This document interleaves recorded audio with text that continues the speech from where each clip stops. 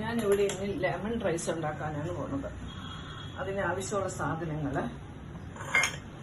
ചുമന്ന മുളക്, കായപ്പൊടി, 2-3 പച്ചമുളക്, ഇഞ്ചി, കടലപ്പരിപ്പ്, ഉഴുന്നുപരിപ്പ്, മഞ്ഞൾപ്പൊടി, ഉപ്പ്, നല്ലെണ്ണ, നാരങ്ങാനീര്, അണ്ടിപ്പരിപ്പ്, കപ്പലണ്ടി. ചീനിച്ചട്ടിയിൽ നല്ലെണ്ണ ഒഴിക്കണം. നല്ലെണ്ണയാണ് നല്ലത്. 1 ടേബിൾ സ്പൂൺ നല്ലെണ്ണ ഒഴിച്ചിട്ട് മുളകിടുക. മുളകിട്ടൊന്ന് കിണ്ടിയതിന് ശേഷം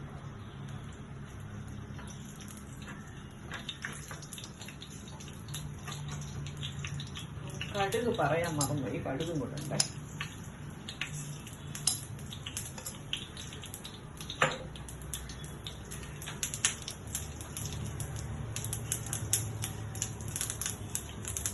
അത് പൊട്ടിയതിന് ശേഷം ഉഴുന്നുപരിപ്പ്,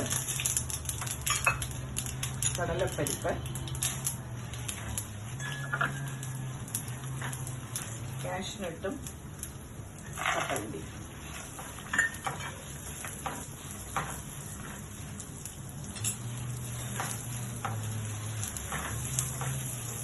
നല്ലോണം മൂക്കണം.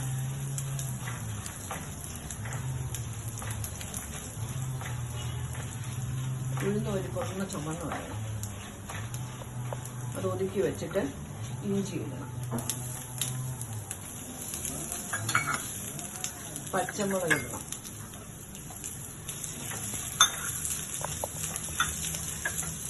കരിവേപ്പില,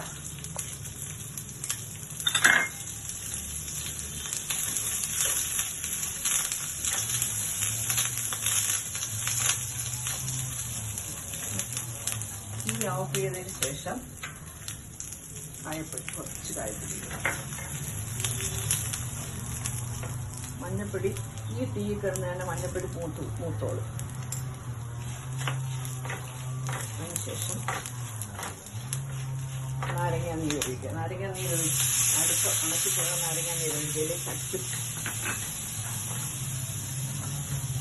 അതിന് നേരത്തെ വേവിച്ച് വെച്ച അരിയാണ്, ചോറാണ്. ആ ചോറും കൂടെ ഇടും. അതിൽ 1 ഗ്ലാസ് ഉണ്ട്. അതുകൂടി ഇട്ട് ഉപ്പ് ചേർക്കണം. ആവശ്യത്തിനുള്ള ഉപ്പ് ഇളക്കി നല്ലൊന്ന് ഇളക്കിയെടുക്കണം. നാരങ്ങ എല്ലായിടത്തും പലത്തക്കവണ്ണം ഇളക്കി. ഇനി 2 പേർക്ക് കഴിക്കാനുള്ള ചോറുണ്ട്. 1 ഗ്ലാസ് എടുക്കാം. ഈ തമിഴ്നാട്ടിലാണ് ഇതൊക്കെ പ്രധാനമായിട്ടുള്ളത്. ഇപ്പം എവിടെയെങ്കിലും പോകുമ്പോഴൊക്കെ, യാത്രയ്ക്കൊക്കെ പോകുമ്പോൾ കൊണ്ടുപോകാൻ കൊള്ളാം.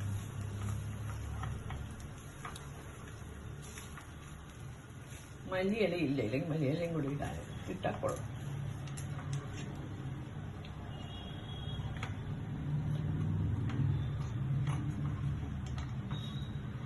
സെർവിങ് ഡിഷിലോട്ട് മാറ്റും.